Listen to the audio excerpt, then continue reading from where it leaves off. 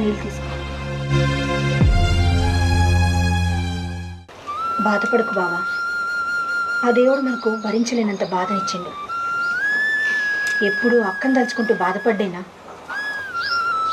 మీ అక్కను మర్చిపోవడానికి జ్ఞాపకం కాదు, నా జీవితం. ఎలా మర్చిపోమంటావు?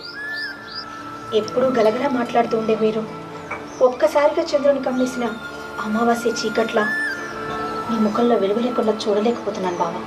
చూడమ్మా, జీవితంలో మనం అనుకునే అన్నీ జరిగితే ఎంత బాగుండు. అందుకే గుండెను బండరాయి చేసుకొని అక్కని మర్చిపోయి మీరు నవ్వుతూ ఉండాలి బావా. బాధను భరించడం తేలికే లక్ష్యం, కానీ నవ్వునే నటించడం చాలా కష్టం.